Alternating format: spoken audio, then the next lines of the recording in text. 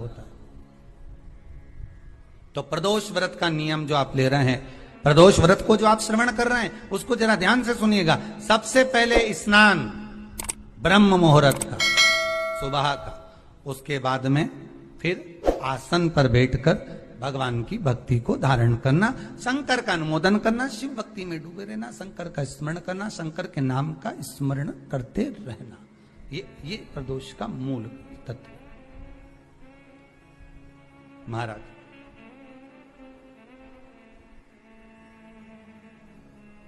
प्रदोष व्रत करने वाले को भोजन नहीं करना चाहिए, ध्यान दीजिएगा। फलाहार करो, उसमें भी नमक का सेवन मत करो। प्रदोष व्रत में नमक का सेवन वर्जित होता है। कारण क्या कारण होता है?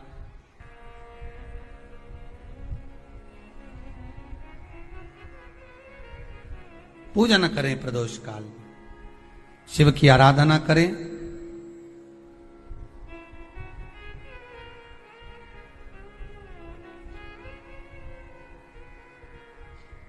आगे वर्णन आया।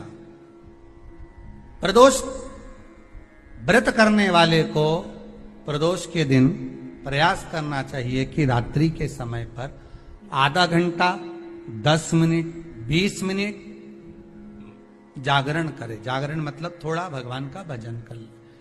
भले 4-5 माताएं इकट्ठी नहीं हो तो अपन अकेले ही कर लो। अपन अकेले कम है क्या भाई? अपन कम पड़े, आराधना अकेले भी करो, जागरण करो। जब आपकी 11 प्रदोष हो जाए, 26 प्रदोष हो जाए, तब उद्यापन करो। उद्यापन 2 ब्राह्मणों को जोड़े से बुलाओ, ब्राह्मणों को जोड़े से बुलाकर उनके चरणों की पूजन कर कर, आराधना कर कर, सुंदर मंडप तैयार कर कर भगवान का, उसमें सुंदर रंगोली डालकर, मंडल बनवाकर पूजन करो शंकर भगवान की प्रदोष का। एक दिन पहले गणेश की आराधना करो, पूजन करो, और प्रदोष वाले दिन जो मंडल बनाए हैं पूजन अर्चना करने के लिए, जो स्थान दिया है, उसकी आराधना करो। खीर की आहुतियां दीजिए 108 बार। जो ब्राह्मण आए उनके माध्यम से मंत्रों द्वारा पूजन कराकर खीर की आहुतियां दीजिए शिव नाम। महाराज फिर ब्राह्मणों को जोड़े से भोजन कराकर, चरणों को नमन कर कर, दक्षिणा प्रदान कर कर, निवेदन कर कर ब्राह्मणों से कहें, हे ब्राह्मण देवता, आप हमें आशीर्वाद प्रदान करें कि जिस प्रदोष का हमने व्रत किया है, उस व्रत का पुण्य फल हमें प्राप्त हो। ऐसा ब्राह्मण चरण को नमन कर कर, प्रणाम कर कर उनसे अपने मस्तक पर अक्षत छुड़वाएं। फिर नमन कर कर, भोजन कराकर विदा करें। शाम को भगवान का जागरण करें। ऐसे प्रदोष व्रत का उद्यापन कर अपने जीवन को सार्थक बनाएं। ऐसा सुंदर प्रदोष व्रत का व्याख्यान वर्णन स्कंद पुराण में कर। बेटा बेटी का विवाह नहीं होता, शादी नहीं होती, बहुत परेशान हो गए। कहीं किसी के पास जाकर पत्रिका मत दिखाओ, किसी के चक्कर में मत पड़ो। शिव कथा कहती है शंकर के चक्कर में पड़ो। सोमवार की अष्टमी के दिन शिवलिंग देखा है आप लोगों ने? भगवान शंकर का जो शिवलिंग होता है, ऐसे गोल धारी, उस पे शिवलिंग रखा हुआ, ठीक है। ये भगवान के जो चरणार भाग है, भगवान शंकर का संपूर्ण परिवार इस शिवलिंग के अंदर विराजमान, ठीक है। ये जो 2 चरण दिख रहे हैं, जहां से पानी नीचे गिरता है, इसमें जो राइट भाग है सीधा, उसके किनारे पर गणेश जी का स्थान है। उसके लेफ्ट भाग में किनारे पर कार्तिक जी का स्थान है। भगवान शंकर का शिवलिंग जहां रखा हुआ है, यह पार्वती जी की गोद है, हस्तकमल। शंकर भगवान का शिवलिंग के रूप में विराजमान। ऊपर से जो जल गिरता है शंकर जी के ऊपर एक एक बूंद, वो शंकर जी की 5 लड़कियां हैं, जया, विषहरा, शामरी बारी, दो तली और देव। शंकर जी की 5 लड़कियां एक एक बूंद पानी गिराती रहती। शंकर जी की सबसे छोटी लड़की अशोक सुंदरी, जो दोनों चरण हैं उसके बीच में एक मोटी सी लाइन, किसी भी शिवलिंग में जाकर देखना जहां जलाधारी होगी उसमें बीच में एक मोटी सी लाइन होगी, वो शंकर भगवान की सबसे छोटी लड़की अशोक सुंदरी है। किसका स्थान है वो? अशोक सुंदरी। महाराज जिस लड़का लड़की का विवाह नहीं हो रहा, बहुत परेशान हो गए न मंगल ने, केतु ने, राहु सब झूमे पड़े हुए हैं, तो कुछ नहीं करना है अपने को। सोमवार की अष्टमी के दिन जाइए, शंकर भगवान के बीच में जो मोटी लाइन बनी हुई है अशोक सुंदरी की, उस पे कुंकू चढ़ाकर, चंदन चढ़ाकर और शंकर भगवान का पूजन कर कर आ जाइए। उसी कुंकू की बिंदी या तो घर में दरवाजे पर स्वस्तिक बना दीजिए, या बच्ची अपने सिर में लगा ले, कमरे में लगा ले। 3 महीने के अंदर उस बेटा बेटी का संबंध पक्का हो जाता है महाराज, मात्र 3 महीने के अंदर। अशोक सुंदरी के स्थान की महत्वता शिव महापुराण करती है। और ये शंकर भगवान की जो 5 लड़कियां हैं, जया, विषहरा, शामरी बारी, दो तली और देव, ये वो कन्याएं हैं जिस व्यक्ति को रोज रात में सोने से पहले नींद की गोली खाना पड़ती हो, टेबलेटें खाना पड़ती हो, उसको टेबलेट खाने की जरूरत नहीं है। शंकर भगवान की 5 लड़कियों का नाम लेकर रात्रि को 5 बार जया का नाम लो, विषहरा का नाम लो, शामरी बारी, दो तली और देव, शंकर की 5 लड़कियों का नाम लेकर थोड़ा थोड़ा सा पानी आचमन कर कर आराम से सोइए। कोई टेबलेट खाने की जरूरत नहीं पड़ेगी, चक नींद आएगी, सुबह आराम से उठोगे। 1% नींद नहीं खुल सकती रात को भी, चक सो। कोई गोली नहीं खानी, कोई टेबलेट नहीं खानी। शिव की बेटियों का स्मरण करें महाराज। पहली जया, दूसरी शामली बारी, नाम बोलो, शामली बारी, दो तली, देव, ये कन्या, जितनी भी कन्या है भगवान शिव की 5 बेटियां। और बड़ा सुंदर व्याख्यान महाराज यहां पर जो वर्णन किया शिव जी की 5, तो यहां शंकर भगवान का जो शिव, और बहुत ध्यान दीजिए महाराज, शंकर भगवान के मंदिर में जाकर गणेश जी को अलग से ढूंढने की जरूरत नहीं पड़ती। जल का पात्र ले जाइए, जहां गणेश जी का स्थान है वहां जल चढ़ाओ, कार्तिकेय जी के स्थान के ऊपर जल चढ़ाइए, कटी भाग में पार्वती को जल चढ़ाइए, अशोक सुंदरी को जल चढ़ाइए, फिर शंकर भगवान पे जल चढ़ा के थोड़ा सा जल भगवान शंकर की 5 लड़कियों को समर्पित कर दीजिए। नंदीश्वर पे जल चढ़ाइए, कामना हो तो चौखट पर जल चढ़ा के मणिभद्र जी को फिर घर पर जाइए। जो इन स्थानों पर जल समर्पित करता है भगवान उसके मनवांछित फल की पूर्ति कर देते हैं। तुम जिंदगी भर पानी ले जा रहे के शंकर जी के शिवलिंग पे ढोलती रहो, शंकर कभी प्रकट नहीं होंगे, प्रसन्न नहीं होंगे। संपूर्णता शिव को पाने का तरीका होना चाहिए। और धतूरे का फूल,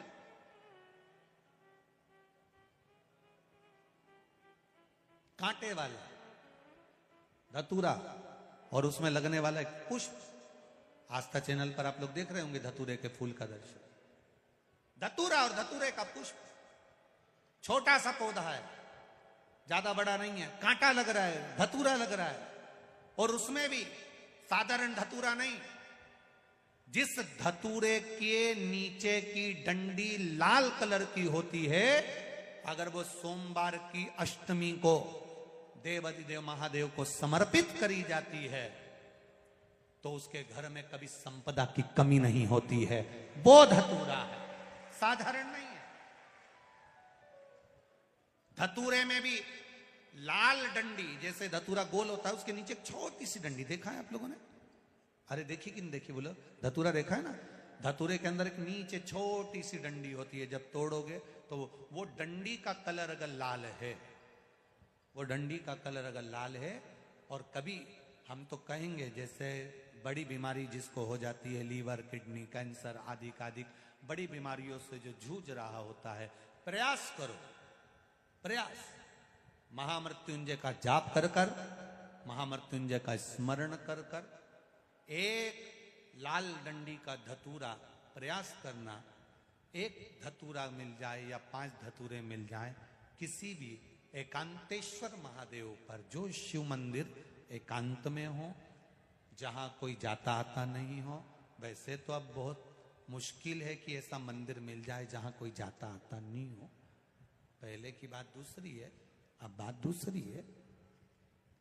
फिर भी कहीं आप रोड पे से निकल रहे हो, एकांतेश्वर महादेव अगर आपका दिख जाए, बहुत बीमारियों से ग्रसित हो, तो भी महामृत्युंजय जाप का स्मरण कर कर या किसी विद्वत ब्राह्मण जन से महामृत्युंजय मंत्र का जाप कराकर या भगवान शिव के मंत्र का जाप स्वयं कर कर, वो भी ना बने तो पंचाक्षर मंत्र नमः शिवाय, षडाक्षर मंत्र ओम नमः शिवाय या श्री शिवाय नमस्तुभ्यम जप कर वो लाल डंडी का धतूरा 5 एकांतेश्वर महादेव को आप समर्पित कर सकते हो। रोग थम जाएगा।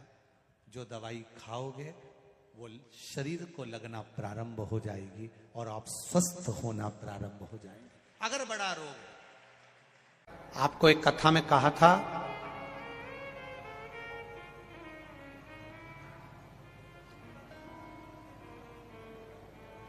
कभी ये शिवलिंग है, ये गोल जलाधारी है, ये सामने चरण, करें दर्शन सबने। ये 2 सामने जो चरण हैं, इसके बीच में सुख सुंदरी है। कभी कभी विशेष कोई अवसर आए, सोमवार की अष्टमी पड़ जाए या कोई विशेष प्रदोष का दिन पड़ जाए और आपको लग रहा हो कि मेरा महादेव को मैं जल चढ़ाते चढ़ाते इतना समय हो गया, मेरा महादेव नहीं सुन रहा, तब कभी कभी ऐसा मन में आए कि क्यों नहीं सुन रहा, तब लोटा भरकर जब जल लेकर जाओ, गणेश जी को चढ़ाया, अशोक सुंदरी को चढ़ाया, षडानंद कार्तिकेय को चढ़ाया, माँ जगत जननी जगदम्बा माँ पार्वती को चढ़ाया, वही जल ले जाकर बेलपत्री के वृक्ष पर चढ़ाया। शिव जी को अर्पण नहीं कर पाए। और सरल भाषा में समझ लो इसको, किसी किसी माता को आपने देखा होगा, किसी किसी व्यक्ति को आपने देखा होगा कि वो शिव मंदिर में जाता है, शिव जी को भले जल नहीं चढ़ाता है, पर शंकर भगवान के मंदिर में जाकर इतनी सफाई कर देता है, जहां शंकर भगवान का कहीं बेलपत्र वगैरह पड़ा हुआ है उसको उठाएगा, बीनेगा, फिर यहां से धोएगा, श्रृंगार करेगा, यहां से साफ करेगा, साफ करके जो पानी जा रहा है वहां साफ करेगा, साफ करके एकदम क्लीन करके फिर शंकर भगवान को पोंछ कर स्नान कराकर जल चढ़ाकर फिर उनका श्रृंगार करता रहता। कभी कभी आपके साथ में भी ऐसा हुआ होगा, आपने भी करा होगा, ऐसा नहीं कि नहीं करा। कभी कभी सब दूर सफाई के बाद शिवलिंग की सफाई करना भूल गया या शंकर जी के शिवलिंग पर जल चढ़ाना भूल गया, जल चढ़ाकर आ गया। अब आ तो गया, पर चिंता देवादिदेव महादेव को लग गई। मेरा था, भक्त था, उपास करता था, शिवरात्रि का व्रत करता था, पशुपति व्रत करता था, सोमवार सावन के करता था, 16 सोमवार करता था, पर आज इसको ना जाने क्या हो गया कि ये मेरे ऊपर जल ना चढ़ाकर सब दूर जल चढ़ाकर चले गया। देवादिदेव माता पार्वती जी से कह देते हैं, सुन पार्वती, अगर कोई भूलवश भी मुझ पर जल चढ़ाना भूल जाए और तेरे हस्त कमल पर जल चढ़ा कर जाए, तो पार्वती जितना फल मैं प्रदान करूं उससे दुगना फल तुझे प्रदान करना है। यह शिव कह रहा है। और इसका प्रमाण कहां पर मिलता है? इसका प्रमाण मिलता है महाभारत में, इसका प्रमाण मिलता है श्रीमद् भागवत कथा में। भीम, दुर्योधन और जरासंध तीनों ने तप करा, तीनों बैठे हैं अलग अलग शंकर भगवान का भजन करने के लिए, और तीनों शिव जी का भजन कर रहे हैं, तीनों शंकर भगवान का गुणगान कर रहे हैं, तीनों शिव जी का तप कर रहे हैं। और तप करते करते करते करते करते करते भीम को लग गई भूख, चले गया भोजन करने। जैसे ही भोजन करने गया तो कुछ खाने का तो मिला नहीं, केले के पेड़ पे से केला लिया या छील छील के खाकर फेंक दिया, बैठ गया। इतने में देवाधिदेव महादेव प्रकट हो गए, और महादेव प्रकट होकर तुरंत मेरे शंकर भगवान ने प्रसन्न होकर प्रकट होकर दुर्योधन और जरासंध को देखा और दोनों से पूछा तुम्हें क्या चाहिए मांगो। दुर्योधन और जरासंध ने कहा हमको 100 हाथियों का बल दे दो। शंकर भगवान ने कहा 100 हाथियों का बल, तथास्तु। शंकर भगवान ने तथास्तु तो कह दिया। भीम बैठकर केला खा रहे थे और जरासंध और दुर्योधन जाते जाते हंस दिए। बताओ, इस खबड्डे को देखो, हप्सी को देखो, खाने के चक्कर में इसको आशीर्वाद नहीं मिला और हमको 100 हाथियों का बल मिल गया। किसी पर मत हंसना। दुर्योधन और जरासंध भीम पर हंसे थे और दुर्योधन और जरासंध भीम पर हंस दिए। भीम का मुंह उतर गया, चेहरा उतर गया, केला छोड़ा, भीम तप करने चले गया। तप करने गया तो भीम जान गया कि मैं अब तप करूंगा तो महादेव का नहीं करूंगा, पार्वती जी का करूंगा। अभी आपको कथा में कहा था कि केवल जलाधारी भी अगर आप स्पर्श कर कर बेलपत्री आदि कादिक जो निर्माल्य पड़ा हुआ है उसको उठाकर, बहुत बड़ा दोष है एक, शायद आपने भी जिंदगी में कभी करा होगा, अब कर दिया हो, अब मत करना। कौन सा दोष? जैसे ये शिवलिंग, ये जलाधारी, ये मट्टी का दिया जलता हुआ लोग भगवान को दिखा के, जो ये जलाधारी होती है ना, इसकी जो किनोर होती है ना, कई लोग उस दिए को इस किनोर पे रख देते हैं। कई लोग नारियल को, श्रीफल को इस हस्त कमल पे जहां शिवलिंग रखा हुआ है यहां रख देते हैं।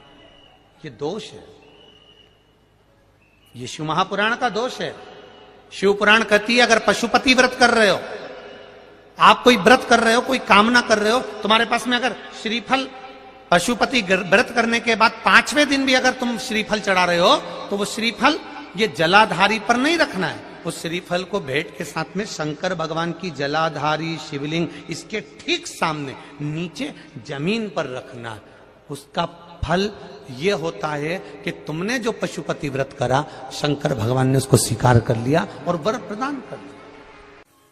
काया के रोग से मुक्त। एक बात और आपसे कहेंगे, उतारिएगा। जिसके शरीर में सफेद चमड़ी पड़ने लगती है, चर्म रोग हो जाता है, या चेहरे पर आंख के पास में पूरा कालापन आ जाता है, उसको हमेशा याद रखना है, लाल चंदन का लेपन पीपल के पत्ते पर करिए। काय पर करना है? पीपल के पत्ते पर लाल चंदन का लेपन करिए। लेपन कर कर सोमवार की अष्टमी के दिन उसको लेपन कर कर वापिस निकाल कर शंकर भगवान पर उसका धीरे धीरे त्रिपुंड बनाकर लेपन करना प्रारंभ करिए। जब आप त्रिपुंड बनाकर लेपन करना प्रारंभ करें, उसके बाद उस चंदन को जो सोमवार की अष्टमी है तब निकाल कर लिया है और निकाल कर लाकर उसको डब्बी में रख लें। उस चंदन का प्रयोग चर्म रोग के स्थान पर थोड़ी थोड़ी मात्रा में करना प्रारंभ करें, पानी के साथ मिलाकर। परंतु उस चंदन को केवल 6 से 7 दिन में प्रयोग करिएगा, ज्यादा नहीं। धीरे धीरे चमड़ी, परंतु उसको सोमवार की अष्टमी के दिन सिद्ध कर कर बनाना है। उसको सोमवार की अष्टमी के दिन चढ़ाना है श्री शिवाय नमस्तुभ्यम या ओम नमः शिवाय या पंचाक्षर मंत्र या महामृत्युंजय मंत्र, जो आपको आता हो, शिव जी का जो नाम आपको याद हो उसको बोलकर चढ़ा दो, उसको लिया, फिर उसको अपने शरीर पर लगाना प्रारंभ करो। उसका फल आपको 15 दिन के अंदर धीरे धीरे धीरे धीरे प्राप्त होना प्रारंभ हो। लाल चंदन का प्रयोग शिव जी के लिए अवश्य। दूसरा,